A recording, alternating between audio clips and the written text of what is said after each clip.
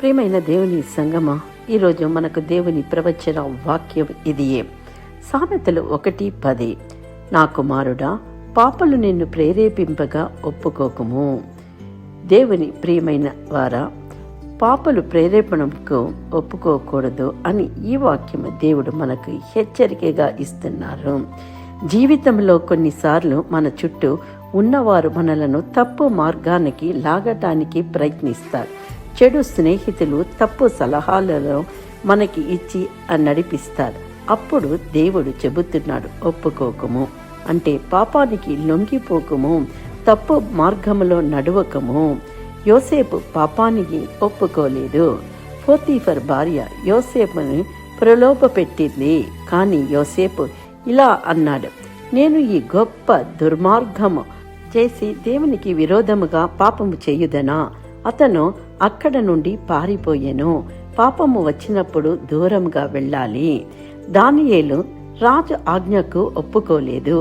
రాజ ప్రార్థన చేయవద్దని ఆజ్ఞాపించిన దానియేలు దేవునికి ప్రార్థించడం ఆపలేదు. దేవుడు అతన్ని సింహాల గుహలో నుండి రక్షించాడు. దేవునికి నమ్మకంగా ఉంటే దేవుడు మనలను కాపాడుతారు. షడ్రక్, మేషాక్, అబేద్నెగోలు విగ్రహాన్ని ఆరాధించలేదు. రాజు విగ్రహాన్ని ఆరాధించమని చెప్పాడు, కానీ వారు ఇలా చెప్పారు, మేము నీ దేవతలను సేవింపము. దేవుడు వారిని అగ్ని గొళ్ళంలో నుండి కాపాడెను. దేవునికి నమ్మకంగా ఉన్న వారిని దేవుడు రక్షిస్తారు.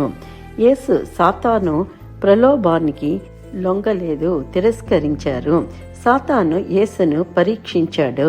కానీ యేసు దేవుని వాక్యంతో ఇలా అన్నారు, నీ దేవుడైన యెహోవాను ఆరాధించుము. దేవుని వాక్యం ప్రలోభాన్ని జయించే శక్తి. పేతురు మరియు అపోస్తలులు మనుషుల కంటే దేవునికి విధేయతను చూపించెను. వారిని సువార్త చెప్పవద్దని హెచ్చరించారు. కానీ వారు ఇలా చెప్పారు, మనుషుల కంటే దేవునికే విధేయులై ఉండవలెను. దేవుని చిత్తం ఎప్పుడు మొట్టమొదటి స్థానాన్ని ఇస్తుంది. ప్రియమైన సహోదరి, సహోదరుడా, ఈరోజు దేవుడు మనకి ఈ ప్రవచన వాక్యము ద్వారా మాట్లాడుతున్నారు. జీవితంలో ఎవరైనా పాపానికి పిలిచినా, చెడు మార్గం చూపినా, తప్పు చేయమని చెప్పినా దేవుడు చెబుతున్నారు, ఒప్పుకోకము. దేవుని మార్గం ఎంచుకున్న వారు రక్షణ పొందుతారు, ఆశీర్వదింపబడతారు, దేవుని మహిమను చూసెదరు. ఈ వాక్యాన్ని మనకని ప్రియమైన సహోదరి, సహోదరుడా, స్వతంత్రించుకుందాము, ఆశీర్వదింపబడదాము. Please watch, subscribe and comment. Thank you.